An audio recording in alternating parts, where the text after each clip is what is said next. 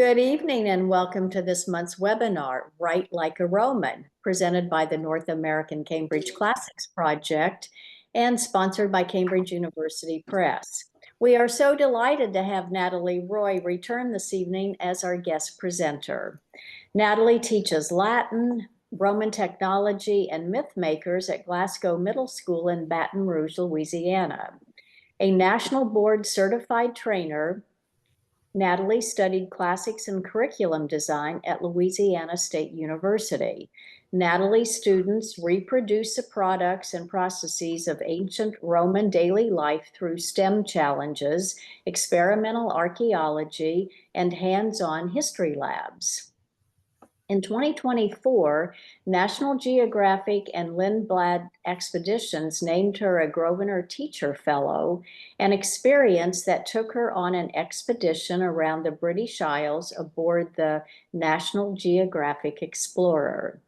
Currently, her Roman technology students have just finished building their own Roman leather shoes. Wow, that sounds really exciting, as is this presentation.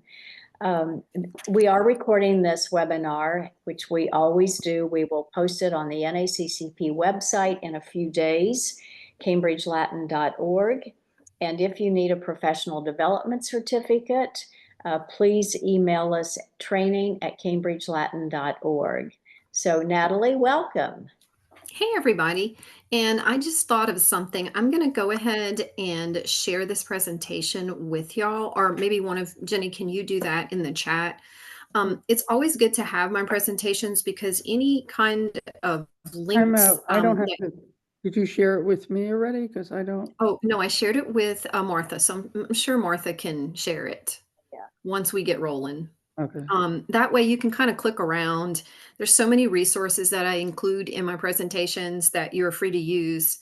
So it's nice to have and kind of click through as, as I'm chatting, as I'm yapping, as the kids say. Professional yapper. Okay, so everybody, just saying this now, if you need to get in touch with me later, I'm at fabricatrix@gmail.com. I would love to hear from you about anything I talked about or any questions you might have later. I run a website called Creative Classics that's linked here. And my link tree just has like projects that I'm working on currently or, whatnot. And then I do write a blog. And in my blog, I try to talk about current projects, things that we're working on, especially in the Roman Tech class, since that's the one most people seem to be really interested in. So today, before we start the actual chat about Roman writing, I wanted to go ahead and show you a couple of things that are available to you in this presentation. So the first one is a link of resources. So let me see if I can share this instead. I think I can. You'll see here that I have like a really, this is a lesson. This is my writing lesson that I like to share with people. It's got all kinds of links in it. Day one, this is kind of how I like to organize my lessons. So day one is when the kids learn about the STEM of writing. And this blue link here links you to a presentation that we'll actually look at in a moment. Just about all kinds of tools that the Romans would have used to write. And then on day two, there's instructions here about how to make your own papyrus, if you'd like to try that. Now, that's not real papyrus using real papyrus plant, because I've actually done that too. And when I tell you, I would not allow students to try this. It involves very sharp knives. So, but if you want to talk about that in more detail, please reach out. This shows you how to make what we call paper bag papyrus. You can take paper bags, cut them up into strips, kind of like papyrus, and make your own papyrus. So we can talk about that later if you'd like. There's a practice video here for students to practice the Roman alphabet. And then day 4 is what I call, that's the actual day where the students become Romans and write with some of the tools that the Romans would have done. Last, we have a little review. It links you to a Blue Kit with some of this terminology that the kids should have learned from these lessons, and they can kind of review. And then last but not least, we have resources. And I wanted to also show you that. When I write these lessons, I spend a lot of time on resources. And I see somebody's already in there. Yay. All of the colored links in here, if you see a bright color of some kind, that means it is a link to something. You can show your students a video about modern papyrus production, how it's made kind of the same way it's always been made, even today. There's a link here to an article that I actually wrote called Making a Stink with STEM, Exploring Ancient Roman Writing Through Experimental Archaeology. If you want to read something that from in Latin that talks about writing, we've got Ovid's Amores, 111, in which he talks extensively about using a wax tablet to send a note to his girlfriend at the time. And if you want to get more into detail here, we've got The Teacher in Ancient Rome, The Magister and His World, great, great book by Lisa Maurice, and on here. The one that I want to really point out to y'all is this one here, A Manual of Everyday Writing. I'm going to see if I can click on it to show it to you because it's really astounding.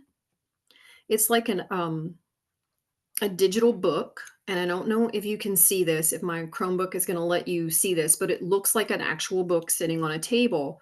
And then you just turn the pages down here, and it even has the sound of the pages turning, which I love. So it is just a really, really good book about all kinds of material culture related to writing. And it goes on and on. There's great pictures in it. There's great inscriptions you can look at with students. But for me, the biggest part is the mechanical description of things. Like here we have the mechanical description of a wax tablet. And I just think it's fascinating to me. We've got some of the Vindolanda tablets here, which we'll talk more about later. So anyway, this is just a really good resource. Next, let's see if I can go back to this for y'all. I have a whole section in the resources section on the Vindolanda writing tablets. They're so fascinating. We'll talk a little bit more about them later, but that is all here for you. You've even got some little mystery tablets down here that are put out by the Vindolanda Trust. So just some great stuff. I like to have something, every time I write a lesson, I try to make it something that I can share with others, because why do something if you can't share it, right? Sharing is the fun, to me anyway. Okay, so in case you don't know me, I do teach Latin, and I've always taught Latin. I still teach Latin today. But about 10 years ago, I developed 2 classes that kind of bring STEM into the classics. And one of them is called Roman Technology. So the stuff that we're doing today is kind of focused on this class, on the Roman Technology class. But I also teach one called Myth Makers, in which we take mythology and find the STEM in it and do all kinds of projects, hands-on STEM projects. A lot of people ask me, well, do you teach Latin at the same time? Are those Latin classes? And the answer is no. I have always found, for a variety of reasons, which you can read all this later, there's so much content that needs to be covered in a Latin class, especially if, like I'm sure some of you, if your students are planning to take AP and they're on that track or they're on that IB track, there's just so much to cover. I think we all know that.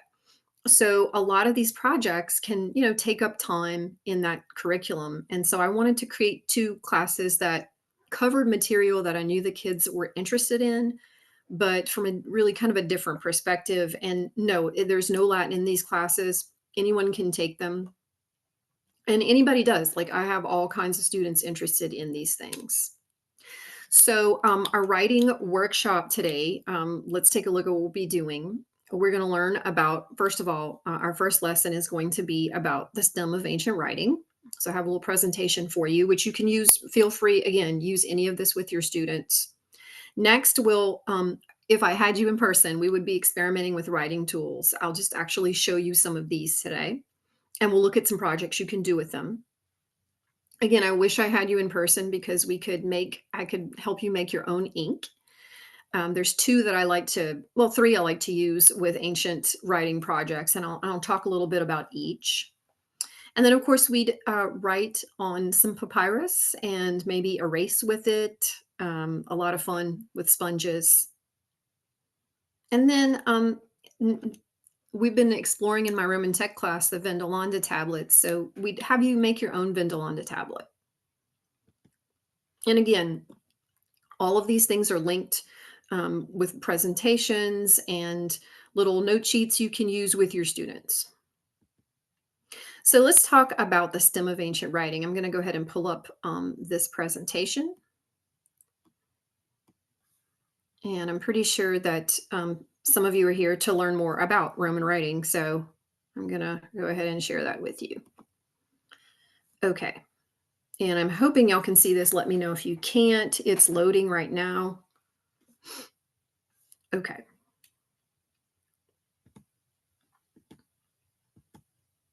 All right, so I love to talk about writing tools and show kids this picture from a Greek vase of this man sitting there talking to a student, and it looks like he literally has an iPad that he's writing on with a stylus.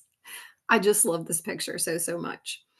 But just a note that the Romans didn't invent any of the stuff that we're going to be talking about today, but they did use this stuff daily.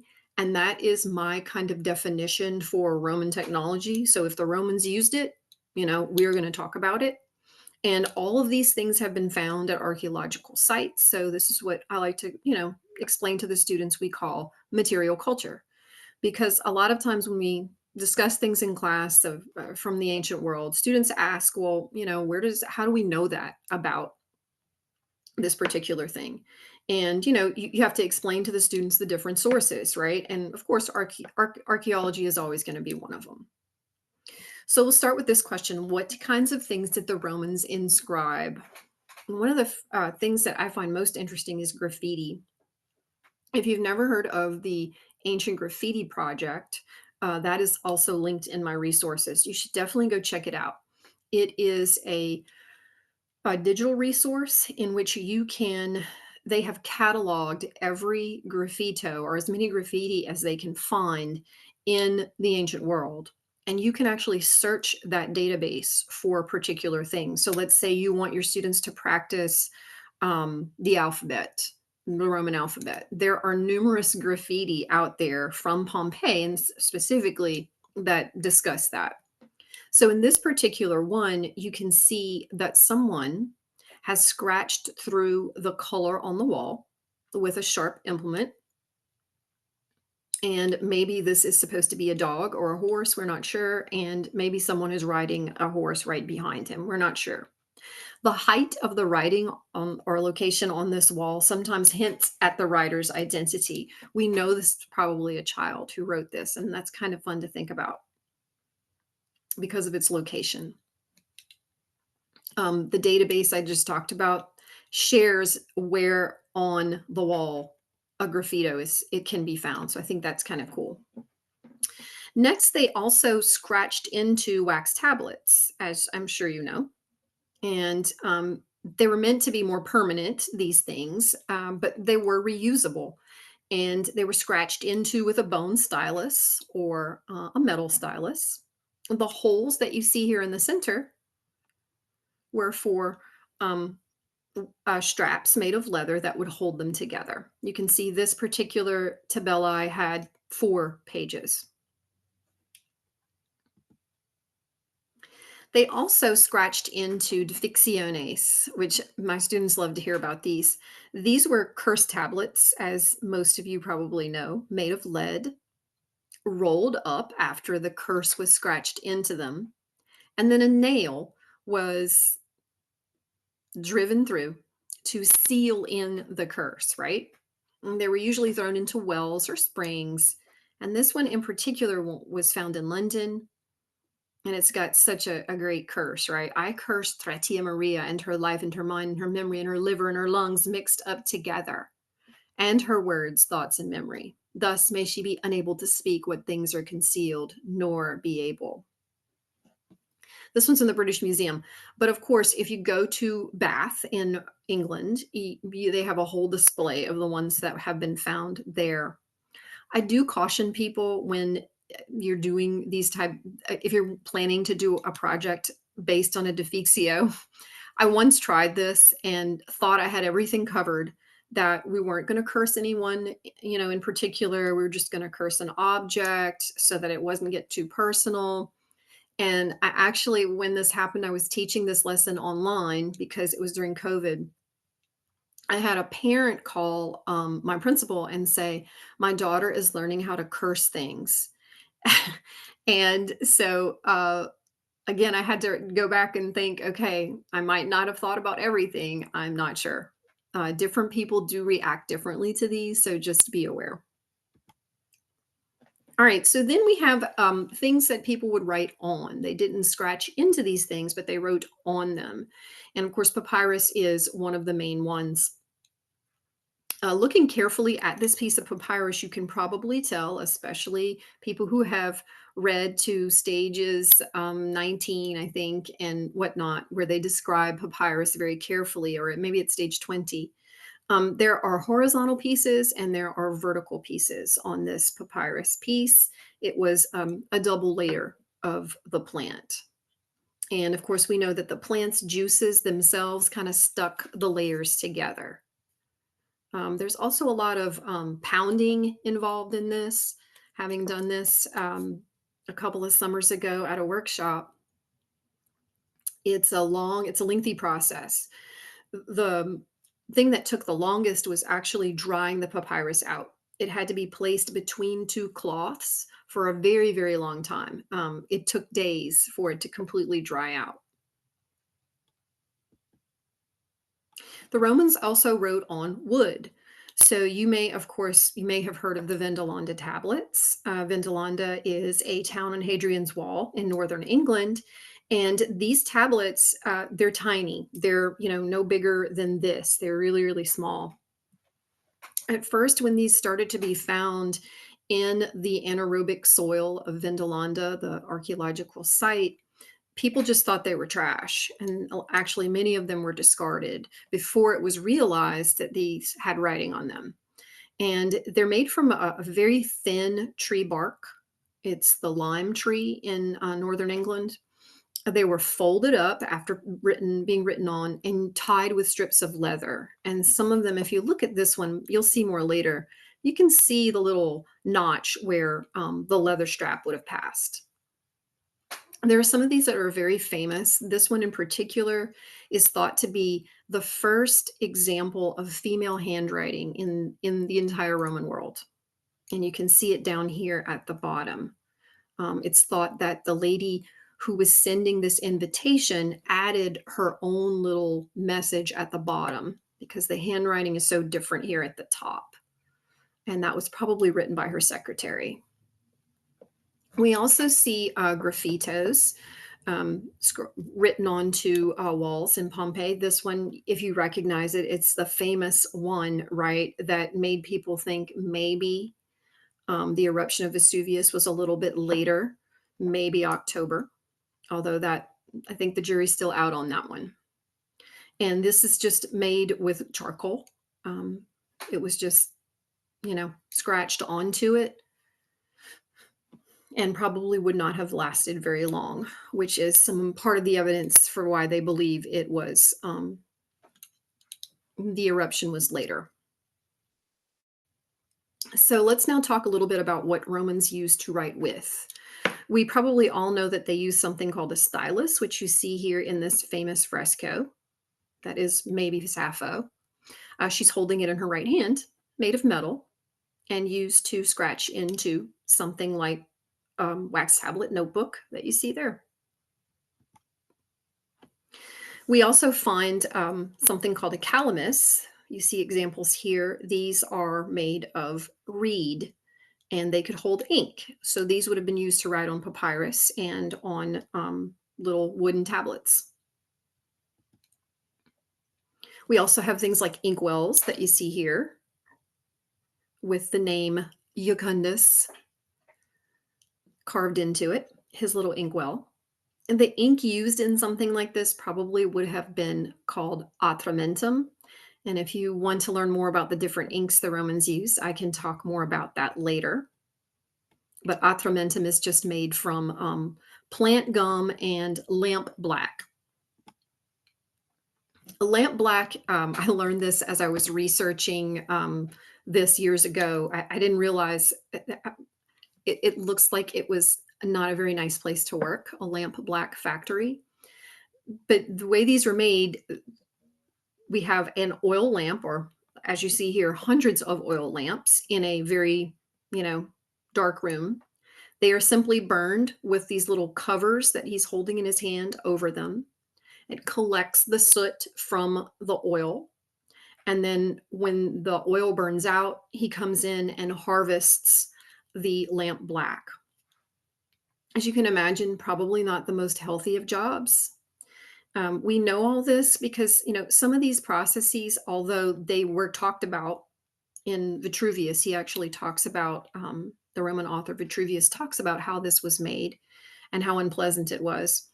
These processes still happen today. Like certain Chinese calligraphy inks are made traditionally like this. And there's actually a video that you can watch here. I have it linked where you can watch him make the lamp black that way.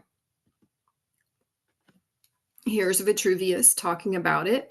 An oven similar to a Spartan sweating room should be built and riveted carefully with marble and then polished. In front of it, a small furnace should be built with vents leading into the oven. The mouth of the furnace should be closed very carefully to prevent the flames escaping. Resin should be put into the furnace. The intense fire burns the resin placed in the furnace and forces the soot through the vents into the oven, where it sticks around the walls and the curb of the vault. The soot is collected from there, and some of it is mixed and worked up with gum for the use as ink. And painters mix the rest with the size for the use on walls. So there you go. Now you know how this ink was made.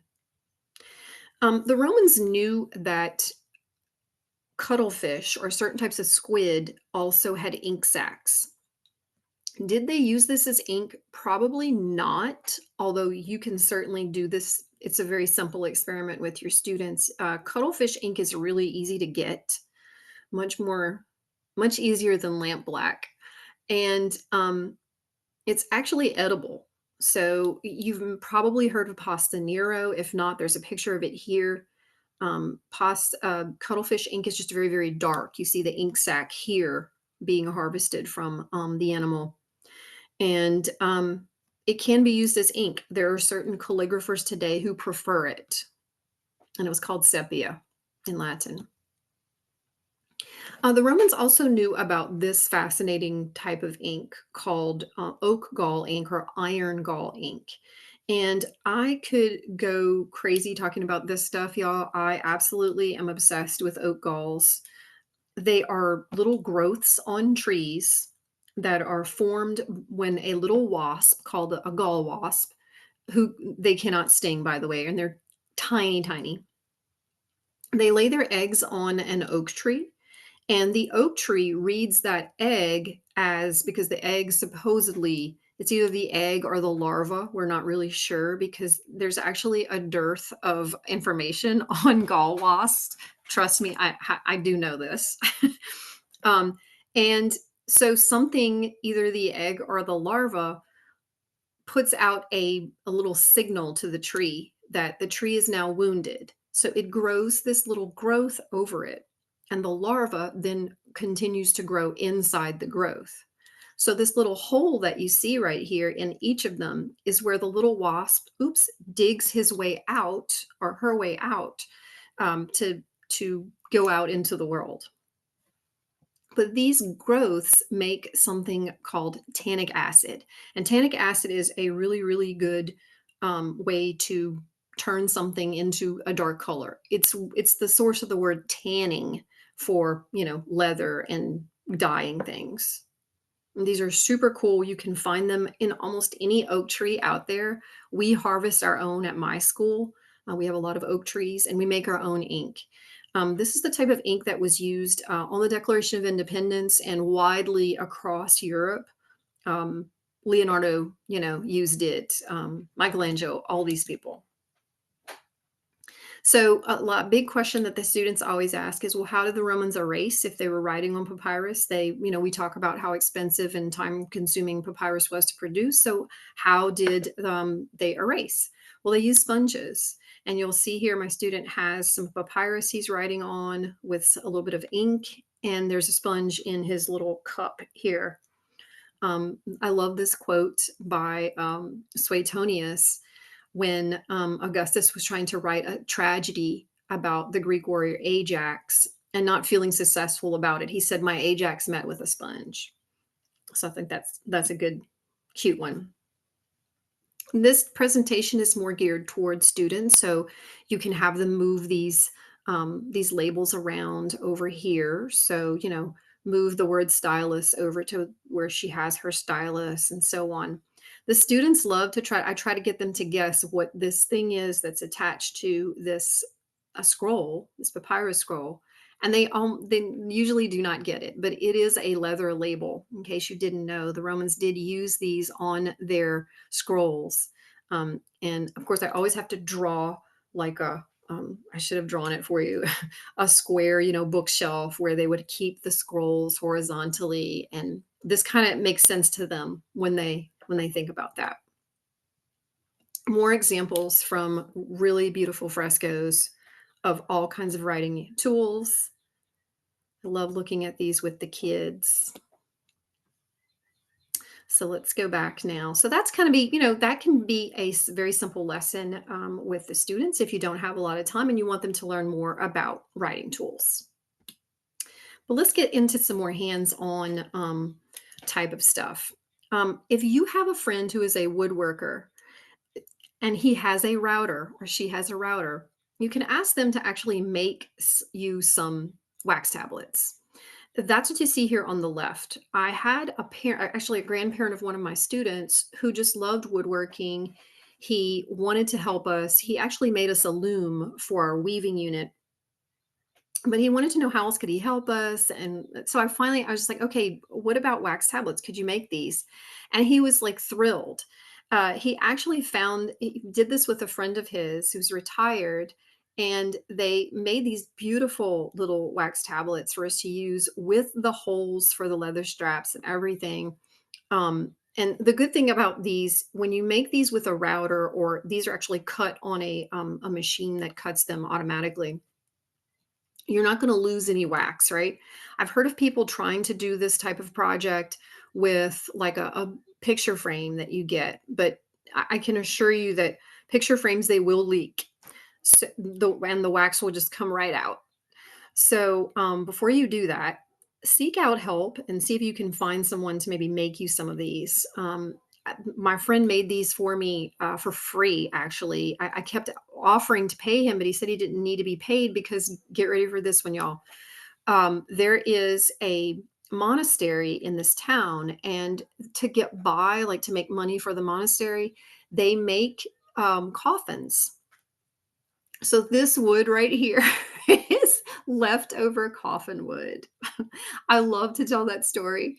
I just love it. I love that it was used in this way. It reminds me of the poem by Ovid about how he's going to dedicate his little servants to the underworld.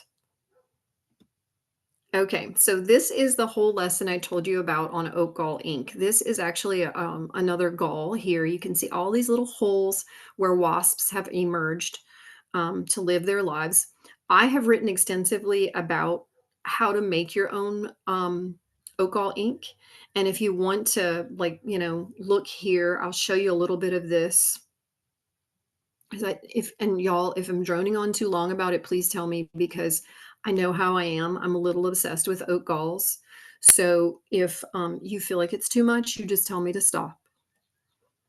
And it's loading. Okay, so I'm going to go through a few of these for you. So this is a presentation on just about the different inks that Romans would have used. We've got the cuttlefish, the sepia ink. We've got lamp black ink made again from lamp black. And then here are the oak galls. This is a tree in Baton Rouge where I live that It looks like it's dead. I was stopped in traffic taking this picture, and I could see all of the oak galls that were in this tree. It was amazing to me that it had so many.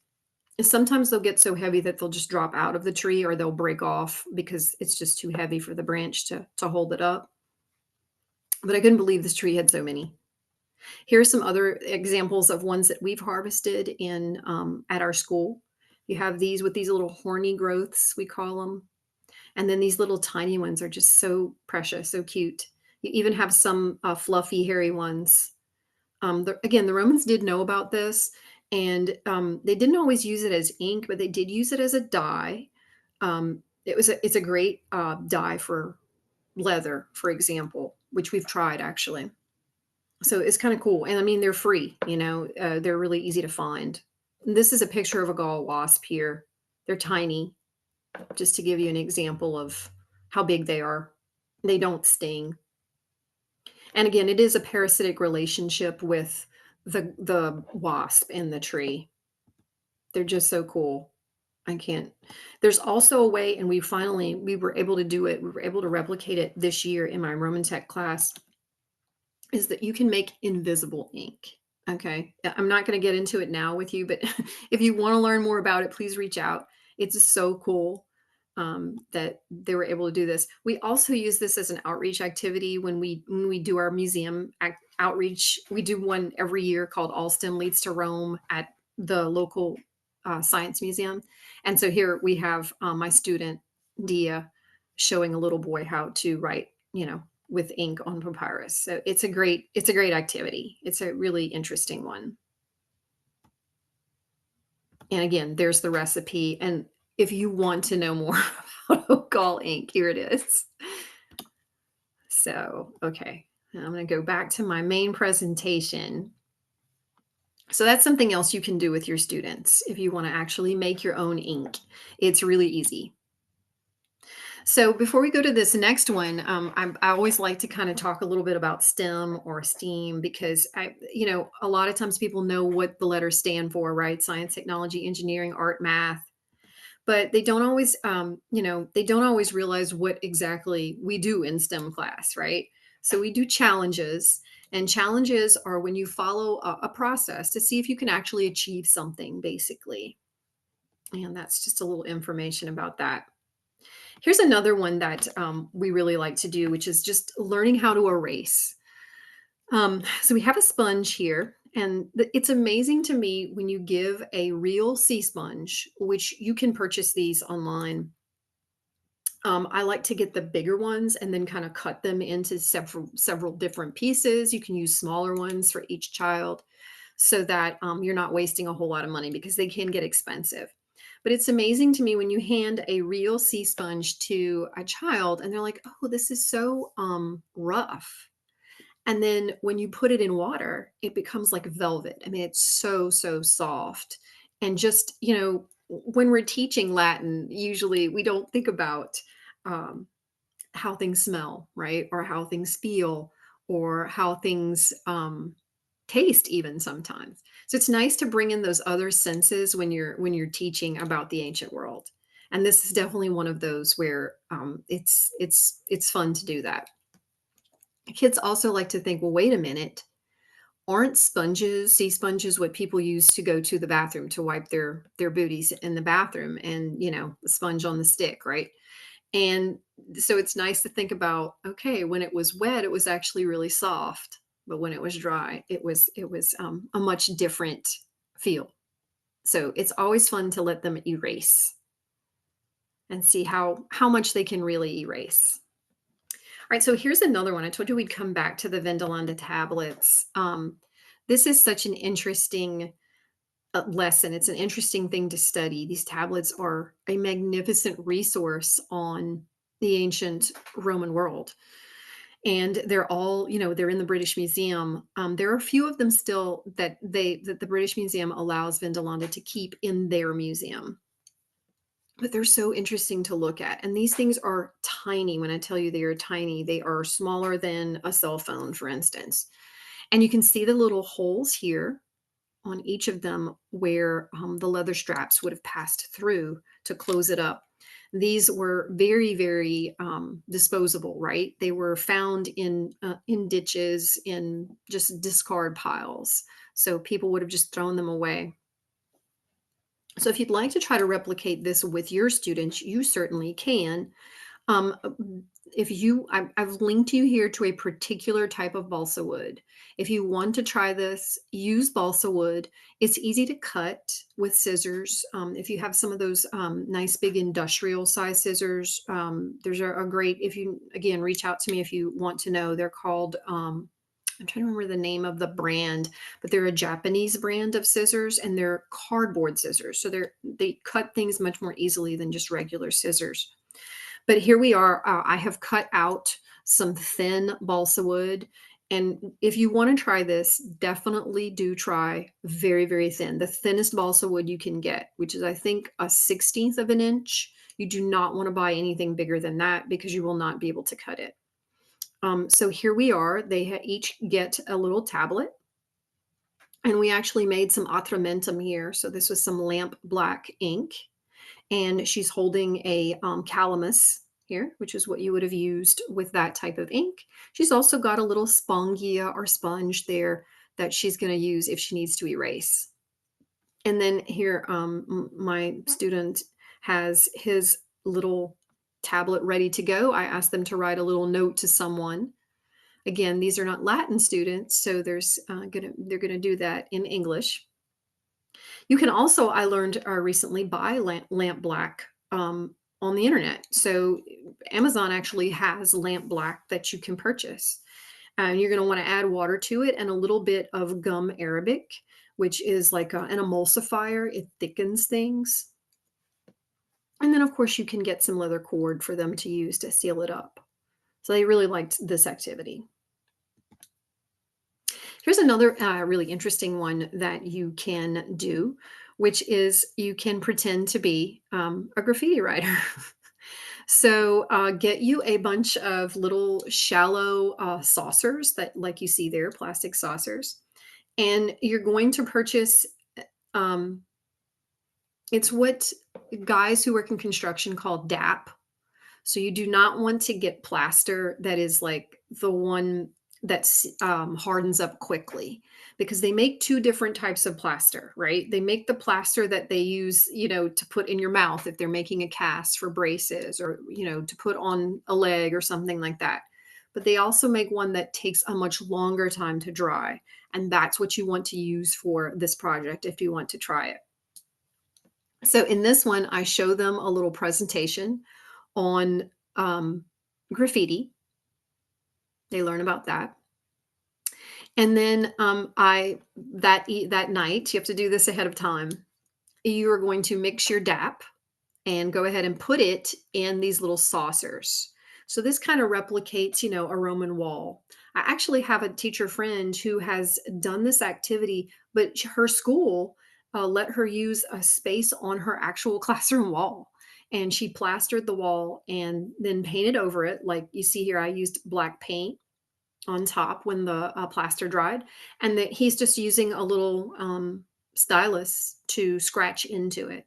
And for your styluses, and I have this in the lesson supply list, you're going to want to get orange sticks. So like the manicuring sticks, the orange sticks, they're cheap. You can get like 100 for $5. And that's what we used as our little stylus for this. And you can see there's a little slip of paper in front of him.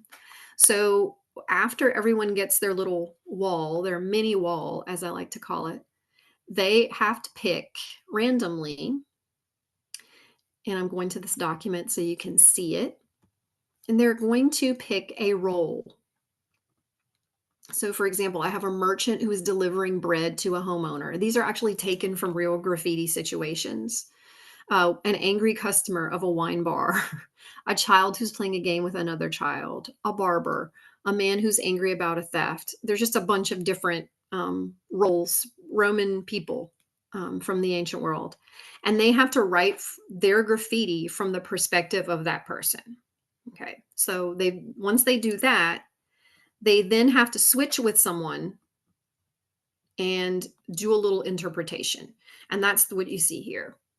So the interpretation, they have to answer some questions. And I just put 2 on one page to make it, I don't know about y'all, but we don't have a whole lot of ink in our copier. So I'm always looking for ways to like make things smaller, use less paper. So that's why it's double. You just need 1 for each child. So they have to answer questions such as transcribe the graffito here, just as it appears on the plaster. What does it say? Is even transcribing something that's written in plaster can be a challenge, and I wanted them to realize that. And what does it say? Who do you think wrote it, and why do you think they wrote this graffito? So once each child has made the interpretation, they then get to switch back over and talk to the person who originally wrote the graffito and see if their interpretation was correct. So that's a really fun activity. They really enjoy that one. And then some of them actually like to take their little wall home, and I let them because you can't really use it again.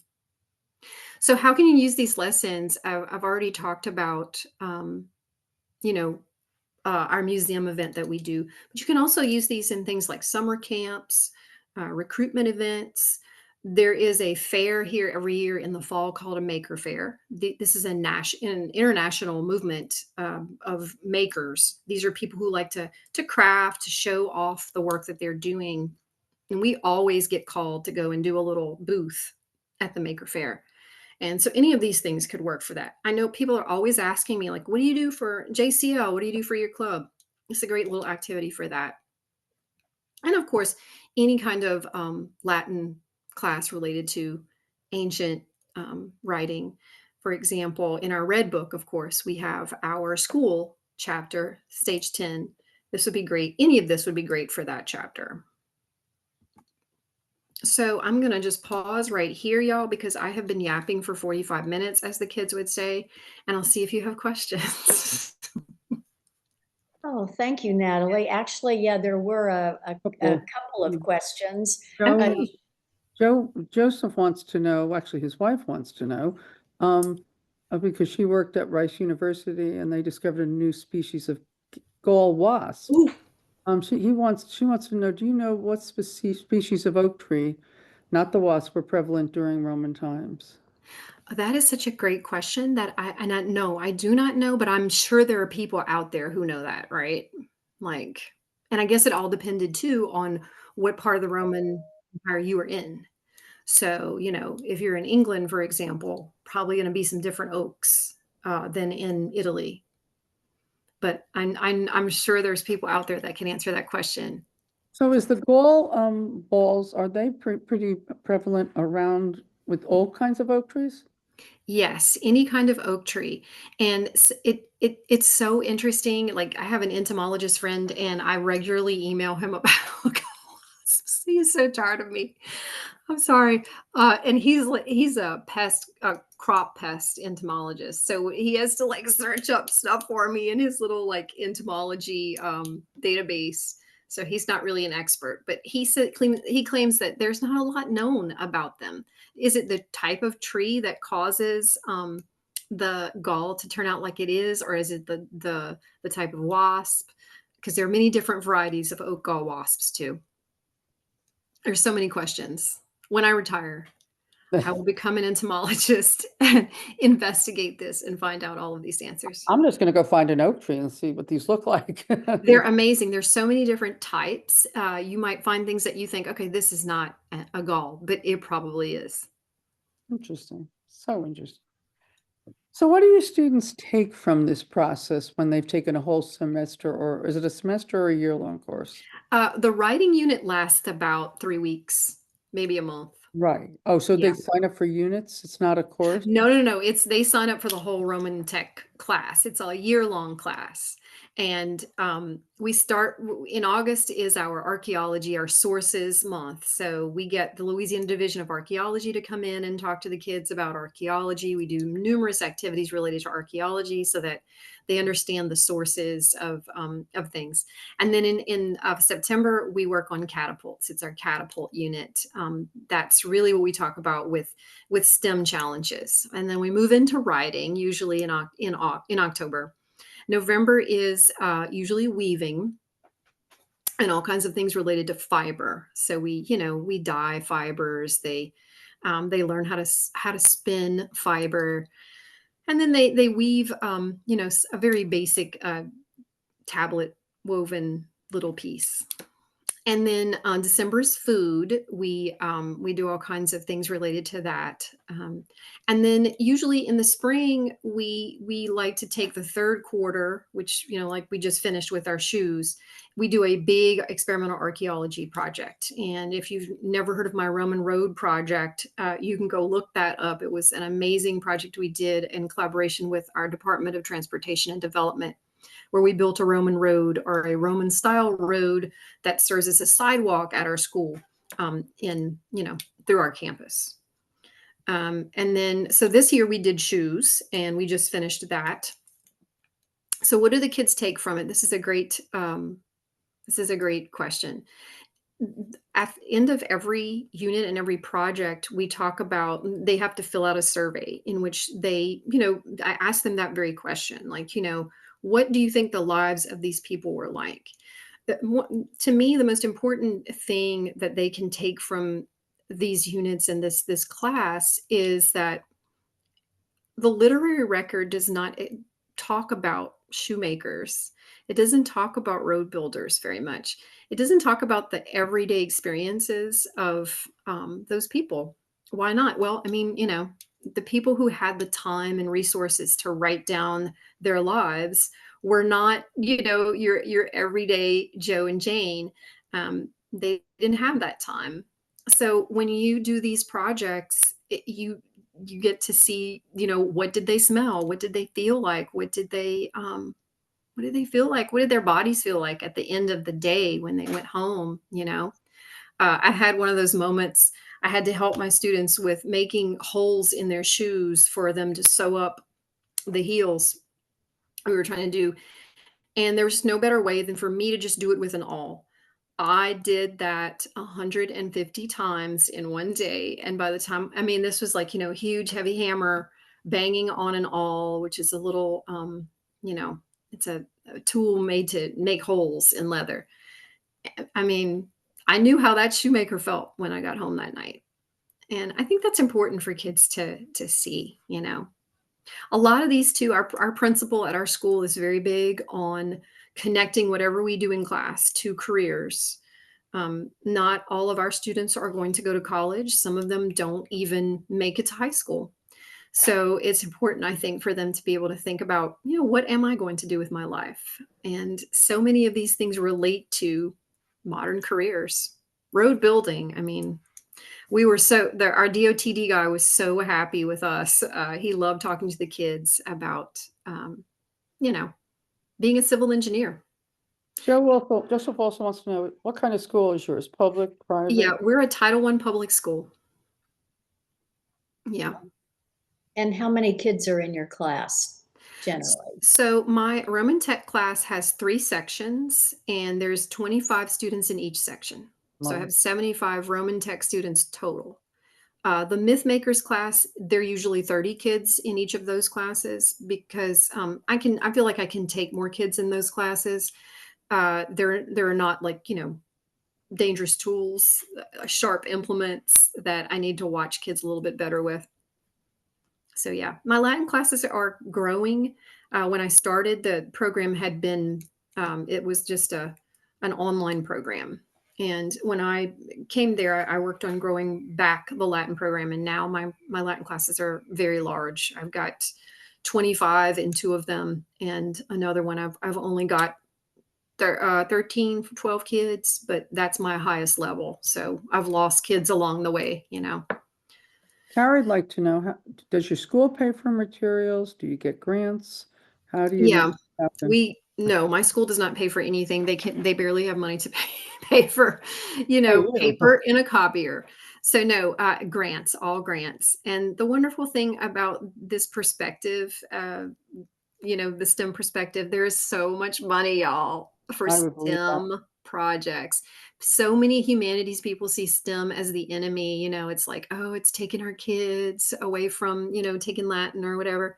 But I like to see it as an opportunity. get that money. They're still, getting the classics, but just from a different perspective.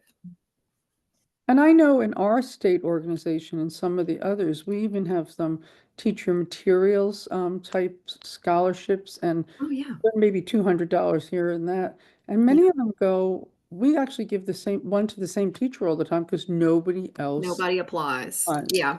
Our Louisiana Transportation Research Center, which is the research arm of our DOTD, they had a STEM grant this year of $500 for a teacher in a classroom. And they said, only a few people applied. So of course I got one because I had applied. I mean, you just have to have your eye out for these types of things. And I mean, I'm just going to plug this too. I do trainings if you're interested in starting a Roman technology program at your school. I know it can be overwhelming. I've got people reaching out to me like, oh my God, I would love to do this, but I don't know where to start. I am here to help you, and I'm glad to do that. If you need me, just reach out. And the other thing which you mentioned is, you had a grandfather build one thing and you had that other person do Mhm. the things. Yeah. I know at one point when I sent home something to parents, like, on parent teacher conference night or back to school night, I put a wish list of things that I would like. And one was Yeah. like Barbie type dolls. They didn't have to be Barbies. Well, guess what? Yeah. Someone showed up with a bag, and other things like Exactly. that. They were thrilled to be. Another big one is Lego. Yes. We do some Lego projects. I mean, some STEM challenges related to Lego. Lego's hard to work with for a number of reasons, but people donate that stuff. Don't ever go buy something before asking, do you have this? Put that out to your parents. Our leather project cost us $2,500. Wow. So yeah, we got a couple of leather's very expensive and tools are very expensive. So, but you can get grants, y'all. STEM, and people love that perspective of STEM mixed in with a humanities, with the classical world. So there was one more question about, again, it was Joseph that was asking that, in the papyrus, it looked like these were laid on top of each other, whereas he had always thought it was woven over, under, over, under. And no, it's not a woven material. If you look at papyrus, and I have looked at actual samples of ancient papyrus, it's not a woven structure. It's this structure basically, one layer over another. Yeah. And it's just the compressing that then makes It's it. the compressing. You use like a little thing to bang it and that's what wakes up the juices inside and sticks the two together. And okay, Joseph, I love your jokes all the way through. I know, wasn't he? Oh, Thank you for Natalie, that. thank you so very much. I'm going to stop this recording, and if anybody else has a question, we will take it. But